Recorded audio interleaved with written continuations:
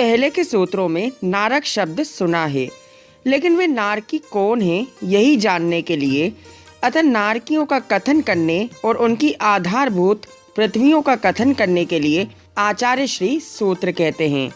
रत्न शर्करा बालुका पंख धूम तमो महातमः प्रभा भूमयो घनाम्बुवाताकाश प्रतिष्ठ सप्तदो अधा, अर्थात रत्न प्रभा, शर्करा प्रभा, बालुका प्रभा, पंख प्रभा, धूम प्रभा, तम प्रभा और महातम प्रभा, ये 7 भूमियाँ हैं और वे क्रम से नीचे नीचे घनोदधिवात वलय, घनवात वलय, तनुवात वलय और आकाश के आधार से स्थित हैं।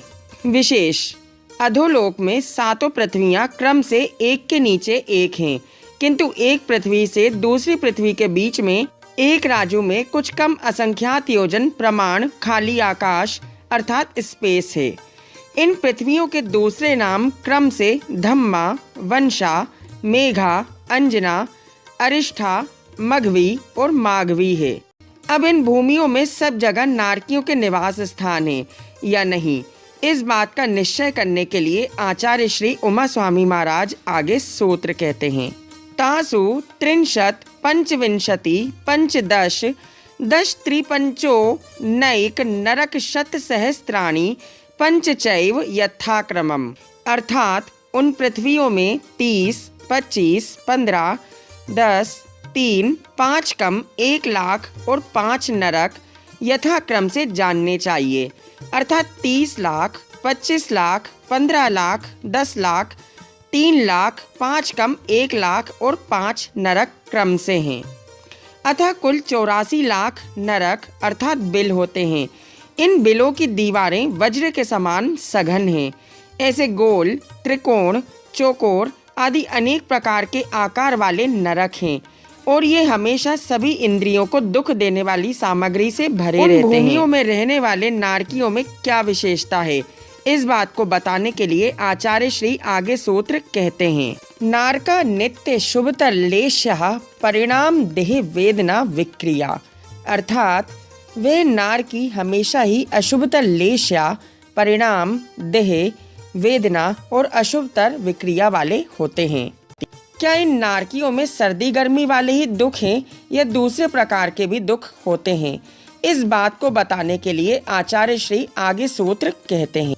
परस्परो दीरित दुखा, अर्थात वह नारकी आपस में उत्पन्न किए गए दुख वाले होते हैं। विशेष जिस प्रकार एक कुत्ता दूसरे कुत्ते को देखकर बिना कारण ही भौंकता और काटता है, उसी प्रकार नारकी भी मिथ्या दर्शन के उदय से विभंग ज्ञान के द्वारा दूर से ही दुख के कारणों को जानकर उत्पन्न दुख की आशंका से एक दूसरे को देखने से प्रज्वलित हुई क्रोधाग्नि, ऐसे वे नारकी अपने शरीर की विक्रिया से तलवार, त्रिशूल, परशु आदि अस्त्र शस्त्र बनाकर आपस में शरीर का घात, छेदन भेदन आदि के द्वारा उत्पन्न दुख वाले जिन कारणों से दुख उत्पन्न होते हैं, क्या वे इतने ही हैं या और भी हैं। अब इस बात का ज्ञान कराने के लिए आचार्य श्री आगे सूत्र कहते हैं।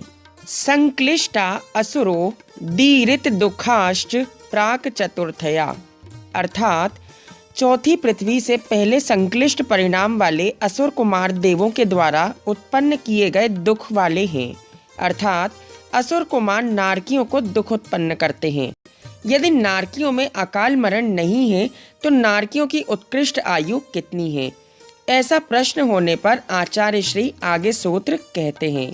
तेष्वेक त्रिसप्तदश सप्तदश द्वाविंशति त्रयंत्रिंशत् सागरोपमा सत्वानां परा स्थिति, अर्थात उन नरकों में नारकी जीवों की उत्कृष्ट आयु क्रम से 1, 3, 7, 10, 17, 22 और 33 सागरोपम प्रमाण हैं।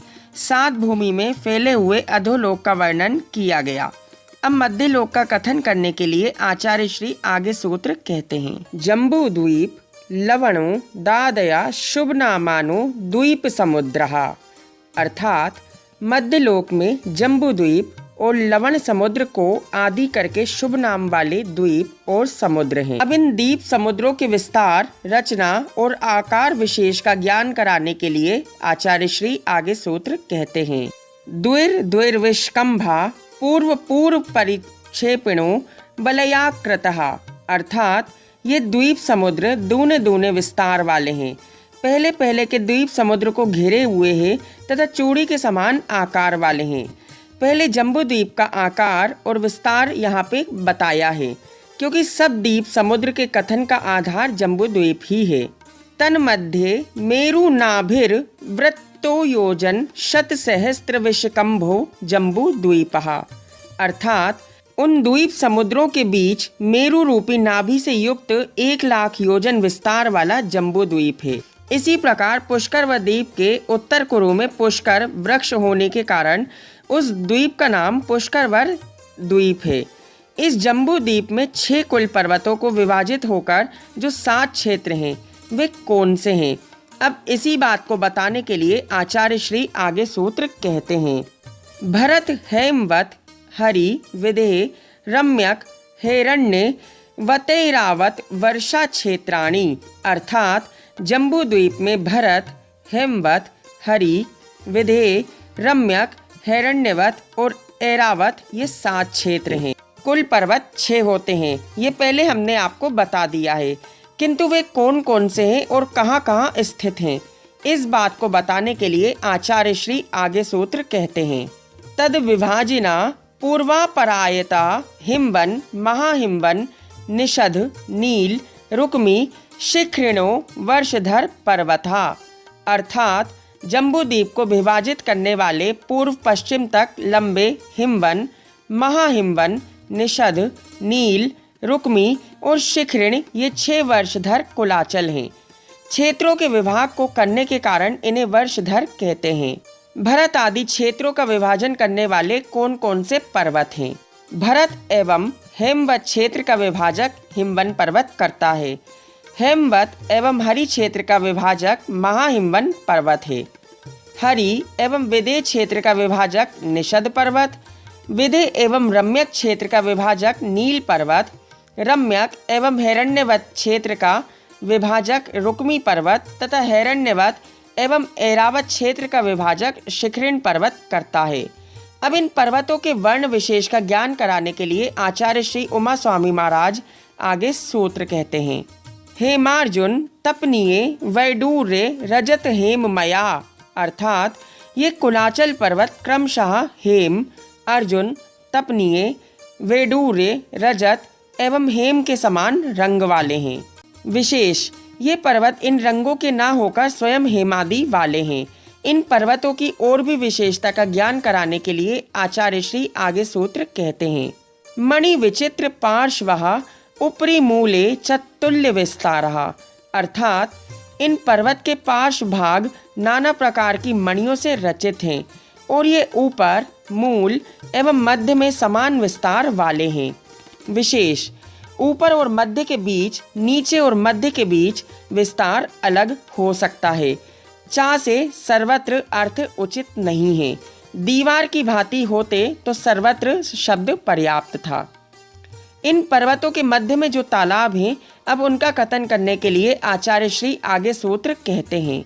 पद्म महापद्म तिंगिज केसरी महापुंडरीक पुंडरीका हृदस्तेषा मुपरी, अर्थात उन पर्वतों के ऊपर क्रम से पद्म, महापद्म, तिंगिज, केसरी, महापुंडरीक और पुंडरीक ये 6 तालाब हैं। विशेष हिमवन पर्वत पर पद्म तालाब, महाहिमवन पर्वत पर महापद्म तालाब, निषद पर्वत पर तिंगिज, नील पर्वत पर केसरी, रुक्मी पर्वत पर महापुंडरीक और शिखरिण पर्वत पर पुंडरीक नाम का तालाब है। ध्यान रहे, पद्म आदि कमलों के नाम हैं। इनके कारण तालाबों के भी पद्म आदि नाम हैं। इनमें से पहले तालाब के आकार विशेष का ज्ञान कराने के लिए आचार्य श्री आगे सूत्र कहते हैं। प्रथमो योजन सहस्त्रायाम अस्ततर्ध विषकंभो हृदा, अर्थात प्रथम तालाब 1000 योजन लंबा और उससे आधा अर्थात 500 योजन विस्तार चौड़ा है। ये महायोजन है, अर्थात 2000 कोस का एक महायोजन होता है। अब प्रथम तालाब की गहराई को बताने के लिए आचार्य श्री आगे सूत्र कहते हैं। 10 योजना अवगहा, अर्थात प्रथम तालाब 10 योजन गहरा है। तालाब के मध्य में क्या है, अब इसे बताने के लिए आचार्य श्री आगे सूत्र कहते हैं। तन मध्य योजनम पुष्करम, अर्थात उस प्रथम तालाब के मध्य में 1 योजन विस्तार वाला कमल है। ये कमल वनस्पति का एक नहीं, पृथ्वी का एक है। इस कमल के परिवार कमल 1,40,115 हैं। ये सब परिवार कमल मुख्य कमल से आधे ऊंचे हैं।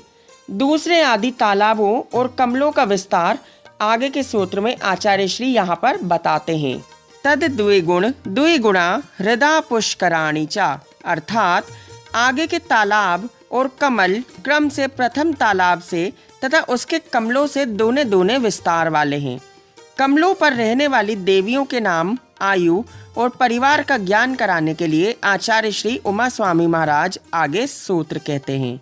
तन निवासिन्यो देव्या श्री री धृति कीर्ति बुद्धि लक्ष्मये पल्योपम स्थितया सामानिक परिषद कहा, अर्थात उन कमलों पर रहने वाली देवियां क्रमशः श्री, रीम, धृति, कीर्ति, बुद्धि और लक्ष्मी हैं, जो एक पल्योपम आयु वाली हैं और सामानिक एवं पारिषद देवों के साथ रहती। जिन नदियों के क्षेत्रों का विभाग हुआ है, अब उन नदियों का कथन करने के लिए आचार्य श्री यहाँ पे सूत्र कहते हैं।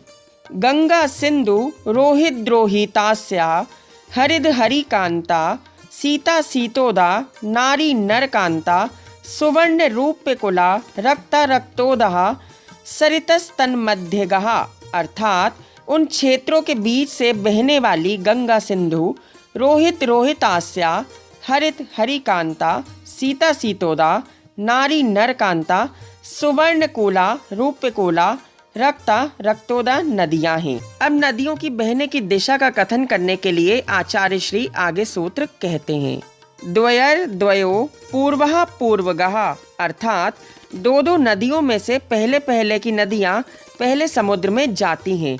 इसकी जानकारी हम आपको सूत्र संख्या 20 में दे चुके हैं। बाकी की नदियां कहाँ बहती हैं, अब इसे बताने के लिए आचार्य श्री आगे सूत्र कहते हैं। शेषास्त्वौ परगः, अर्थात बाकी की शेष नदियां पश्चिम समुद्र में जाती हैं। इसको भी हमने आपको सूत्र नंबर 20 में बता दिया है।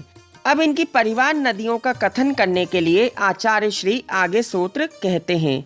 14 नदी सहस्त्र परिवृत्ता गंगा सिंध्वादयो नद्या, अर्थात गंगा और सिंधु आदि नदियां 14,000 सहायक नदियों से घिरी हुई हैं।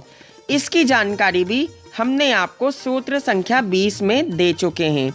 अब उन क्षेत्रों के विस्तार का ज्ञान कराने के लिए आचार्य श्री आगे सूत्र कहते हैं। भरतः षड्विंशति पंचयोजन शतविस्तारः षट्चैकोनविंशति भागा योजनस्य, अर्थात भरत क्षेत्र 526 योजन विस्तार वाला और 1 योजन से 19 भागों में से 6 भाग अधिक प्रमाण हैं, अर्थात 526 6/19 योजन हैं। अब शेष क्षेत्रों का विस्तार विशेष का ज्ञान कराने के लिए आचार्य श्री आगे सूत्र कहते हैं। तद द्विगुण विस्तारः वर्षधर वर्षा विदेहांतः, अर्थात विदेह क्षेत्र पर्यंत पर्वत और क्षेत्र उस भरत क्षेत्र से दूने दूने विस्तार वाले हैं। आगे के क्षेत्र और पर्वतों का विस्तार क्रम से किस प्रकार का है, अब इस बात को बताने के लिए आचार्य श्री उमा स्वामी महाराज आगे सूत्र कहते हैं। उत्तरः दक्षिण तुल्यः, अर्थात उत्तर के क्षेत्रों एवं पर्वतों का वर्णन दक्षिण के तुल्य है। विशेष उत्तर पद से एरावत क्षेत्र से लेकर नील पर्यंत क्षेत्र और पर्वत लिए गए हैं। इनका विस्तार दक्षिण दिशावर्ती भरत आदि के समान जानना चाहिए। पहले जितना भी कथन किया है उन सब में ये विशेषता जाननी चाहिए। इससे तालाब और कमल आदि की समानता लगा लेनी चाहिए, यानी कि सबकी रचना भरत क्षेत्र और उसके पर्वत जैसी बराबर है। पहले से कहे गए भरत आदि क्षेत्रों में मनुष्यों का अनुभव आदि समान है या कुछ विशेषता है? इस शंका का समाधान करने के लिए आचार्य श्री उमा स्वामी महाराज आगे सूत्र कहते हैं। भरतेरावत्योर वृद्धिर्हासो षट समयाभ्यामुत्सर्पिण्य अवसर्पिणीभ्याम, अर्थात भरत और ऐरावत क्षेत्र के उत्सर्पिणी और अवसर्पिणी के 6 कालों में वृद्धि और ह्रास होता है। भरत ऐरावत क्षेत्र में सृष्टि का क्या क्रम चलता है? भरत एवं ऐरावत क्षेत्र के आर्य खंडों में अवसर्पिणी एवं उत्सर्पिणी काल के 2 विभाग होते हैं, जिसमें मनुष्य एवं तिर्यंचों की आयु, शरीर की ऊंचाई, बुद्धि, वैभव आदि घटते जाते हैं। ये अवसर्पिणी काल कहलाता है। एवं जिसमें आयु, शरीर की ऊंचाई, बुद्धि, वैभव आदि बढ़ते जाते हैं, वह उत्सर्पिणी काल कहलाता है। अब इन कर्म भूमियों में क्या व्यवस्था है? अब इस सब बात को बताने के लिए आचार्य श्री आगे सूत्र कहते हैं।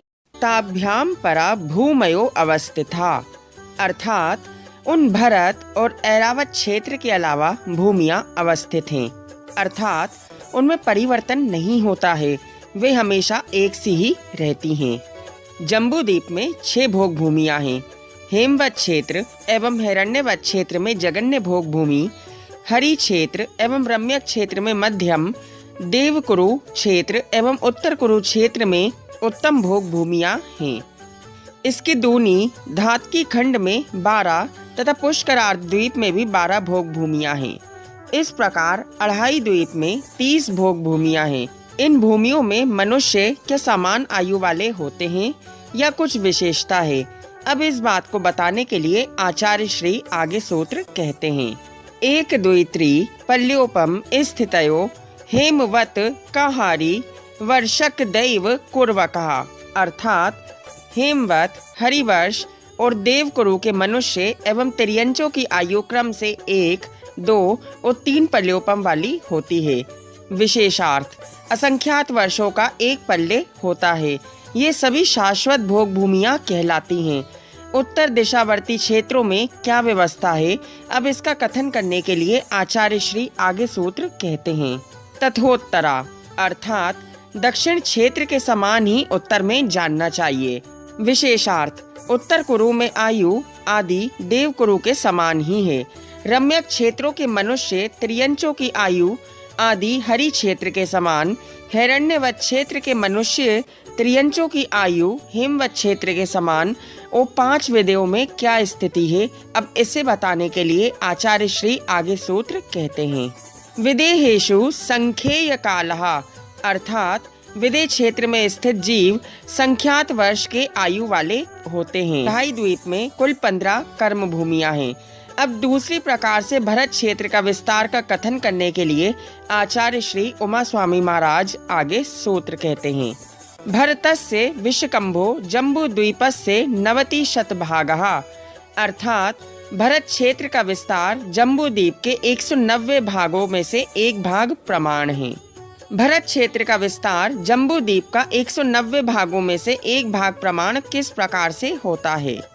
जैसे क्षेत्र से पर्वत का विस्तार दुगना है, पुनः पर्वत से क्षेत्र का विस्तार दोगुना है।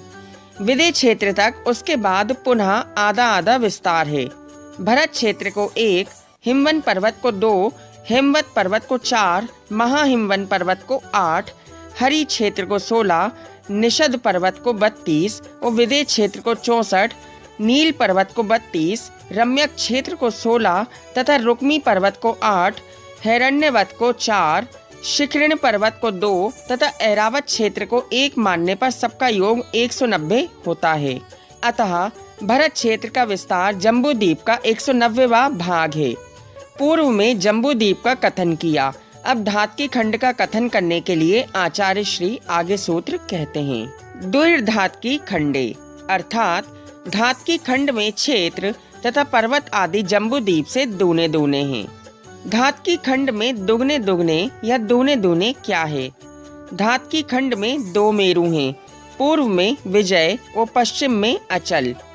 14 क्षेत्र, 12 पर्वत, 28 नदी आदि हैं। धातकी खंड को पूर्व पश्चिम विभाजन करने वाला कौन सा पर्वत है? यहाँ पर 2 ईश्वाकार पर्वत हैं, जिससे 2 भरत आदि क्षेत्रों का एवं 2 ऐरावत क्षेत्रों का विभाजन होता है। जैसे धातकी खंड में द्वीप और समुद्र दूने दूने विस्तार वाले हैं। यहाँ से धातकी खंड के समान पर्वत क्षेत्र आदि से पुष्करवर द्वीप में क्षेत्र पर्वत आदि दुगने होने का प्रसंग आने पर उनकी विशेष अवधारणा के लिए आचार्य श्री आगे सूत्र कहते हैं। पुष्करार्धेचा अर्थात पुष्करवर द्वीप में आधे भाग में भी क्षेत्र और पर्वत आदि की सब रचना जम्बूद्वीप से दुगनी दुगनी या दूनी दूनी है। पुष्करार्ध द्वीप में पर्वत, मेरु व क्षेत्र आदि कितने हैं? पुष्करार्ध द्वीप में 2 ईश्वाकार, 2 मेरु, मंदर व विद्युन्माली, 14 क्षेत्र, 12 पर्वत, 28 नदी आदि हैं। इस द्वीप को पुष्करार्ध संज्ञा कैसे प्राप्त हुई? चूड़ी के समान गोल मानुषोत्तर पर्वत के कारण इस पुष्करवर द्वीप के 2 विभाग हो जाने से इस द्वीप को पुष्करार्ध संज्ञा प्राप्त हुई। जम्बूद्वीप में हिमवन आदि की जो संख्या है उससे हिमवन आदि की दूनी संख्या आधे पुष्करवर द्वीप में क्यों है? पूर्ण पुष्करवर द्वीप में क्यों नहीं है? अब इसी के समाधान हेतु आचार्य श्री आगे सूत्र कहते हैं। प्राण मानुषोत्तरान मनुष्या अर्थात मानुषोत्तर पर्वत से पहले मनुष्य रहते हैं। मनुष्य कहाँ रहते हैं? अढ़ाई द्वीप में मनुष्य रहते हैं। विशेष मानुषोत्तर पर्वत की ऊंचाई 1721 योजन एवं अवगाहना अर्थात गहराई 430 योजन और 1 कोस प्रमाण है। इस पर्वत का मूल विस्तार 1022 योजन, मध्य विस्तार 723 योजन एवं शिखर विस्तार 424 योजन है। अब मनुष्यों के भेद को बताने के लिए आचार्य श्री आगे सूत्र कहते हैं। आर्य मलेच्छाश्च अर्थात आर्य और मलेच्छ के भेद से मनुष्य 2 प्रकार के होते हैं। विशेष चा से सम्मूर्छन मनुष्य भी ले सकते हैं एवं कुभोग भूमि मलेच्छ भी। भूमियाँ कौन कौन सी हैं? अब इसे बताने के लिए आचार्य श्री आगे सूत्र कहते हैं। भरतैरावत विदेहा कर्म भूमयो अन्यत्र देव कुरुत्तर कुरुभ्या अर्थात देव कुरुओं और उत्तर कुरुओं को छोड़कर भरत, ऐरावत एवं विदेह क्षेत्र कर्म भूमियाँ कहलाती हैं। कर्म भूमिज किसे कहते हैं? जहाँ पात्र दान के साथ आजीविका चलाने के लिए 80 आदि षट कर्म किए जाते हैं। अशुभ कर्म से नरक, शुभ कर्म से स्वर्ग, तपस्या के द्वारा मुनि बनकर सर्वार्थ सिद्धि विमान तक एवं समस्त कर्मों का क्षय करके मोक्ष इसी कर्म भूमि से प्राप्त होता है। और कर्म भूमि में जन्म लेने वाले कर्म भूमिज मनुष्य कहलाते हैं। मनुष्यों की उत्कृष्ट एवं जघन्य आयु बताने के लिए आचार्य श्री आगे सूत्र कहते हैं। नृ स्थिति परावरे त्रिपल्योपमांतर मुहूर्ते अर्थात मनुष्यों की उत्कृष्ट आयु 3 पल्ले और जघन्य आयु अंतर मुहूर्त की होती है। दर्शकों, अब जानते हैं मनुष्यों की उत्कृष्ट एवं जघन्य आयु कितनी होती है। मनुष्यों की उत्कृष्ट आयु 3 पल्योपम प्रमाण जो उत्कृष्ट भोग भूमि की अपेक्षा से है तथा 63 शलाका पुरुष एवं चरम शरीरी पुरुषों को छोड़कर शेष कर्म भूमियां पर्याप्त मनुष्यों की जघन्य आयु मध्यम अंतर मुहूर्त मात्र है। किंतु लब्ध पर्याप्तक मनुष्यों की जघन्य आयु शूद्र भव ग्रहण है जो श्वास के 18वें भाग प्रमाण है। यह भी मध्यम अंतर मुहूर्त मात्र है किंतु पर्याप्त मध्यम अंतर मुहूर्त से कम है। तिर्यंचों की आयु बताने के लिए आचार्य श्री उमा स्वामी महाराज आगे सूत्र कहते हैं। तिर्यक योनि जानाम चा अर्थात तिर्यंचों की उत्कृष्ट आयु 3 पल्ले और जघन्य आयु अंतर मुहूर्त होती है। एकेंद्रीय जीवों की आयु कितनी होती है?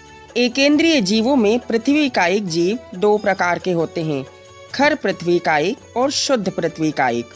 इसमें खर पृथ्वी कायिक की 22,000 वर्ष उत्कृष्ट आयु और शुद्ध पृथ्वी कायिक की 12,000 वर्ष उत्कृष्ट आयु होती है। और इसमें भी जल कायिक 7,000 वर्ष, अग्नि कायिक की 3 दिन रात उत्कृष्ट, वायु कायिक की 3,000 वर्ष, वनस्पति कायिक की 10,000 वर्ष उत्कृष्ट आयु होती है तथा सभी की जघन्य आयु अंतर मुहूर्त मात्र है। महामत्स्य की अवगाहना कितनी है? स्वयंभू रमण समुद्र में जो महामत्स्य है उसके शरीर की लंबाई 1000 योजन, चौड़ाई 500 योजन तथा ऊंचाई 250 योजन होती है।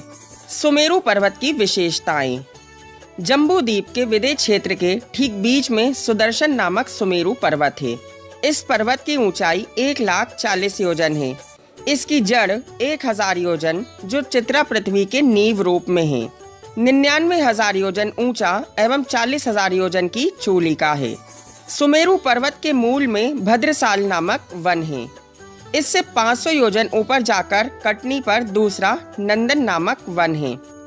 इससे 62,500 योजन ऊंचाई पर जाकर सोमनस नामक वन है और ऐसे ही 36,000 योजन ऊपर जाकर सुमेरु पर्वत के शीर्ष पर चौथा पांडुक नामक वन है। पांडुक वन में सुमेरु पर्वत के शिखर पर स्थित ईशान दिशा में पांडुक शिला है, आग्नेय दिशा में पांडुक कम्बला, नैऋत्य दिशा में रक्ता, वायव्य दिशा में रक्त कम्बला शिला और ये सभी शिला अर्धचंद्राकार हैं। इनमें क्रमशः भरत, पश्चिम विदेह, ऐरावत तथा पूर्व विदेह के तीर्थंकरों का जन्माभिषेक होता है।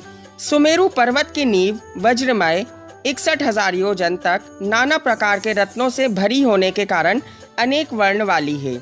इसके ऊपर पूर्ण मेरु पर्वत स्वर्ण के समान सुंदर है। इसी प्रकार धातकी खंड द्वीप में पूर्व तथा पश्चिम में विजय और अचल नामक 2 मेरु हैं तथा पुष्कर द्वीप में पूर्व एवं पश्चिम दिशा में मंदर और विद्युन्माली नामक 2 मेरु हैं। इनकी 1,000 योजन नींव सहित ऊंचाई 85,000 योजन है। इन 5 सुमेरु पर्वतों पर अकृत्रिम जिन मंदिर विराजमान हैं। एक पर्वत की एक दिशा में 4 और चारों दिशाओं में 16 अतः 5 पर्वतों पर कुल 80 चैत्यालय हैं, जिनमें कुल 8,640 जिन प्रतिमाएं हैं। नंदीश्वर द्वीप की विशेषताएं। ये 8वां द्वीप है। इस द्वीप की एक दिशा में एक अंजनगिरी, 4 दधिमुख, 8 रतिकर पर्वत हैं। इनके ऊपर अकृत्रिम जिन मंदिर विराजमान हैं। एक दिशा में 13 चैत्यालय हैं और चारों दिशाओं में कुल 52 चैत्यालय हैं। प्रत्येक चैत्यालय में 108 जिन प्रतिमाएं हैं। अतः नंदीश्वर द्वीप में कुल 5,616 प्रतिमाएं हैं। सभी प्रतिमाएं 500 धनुष ऊंची पद्मासन में विराजमान हैं।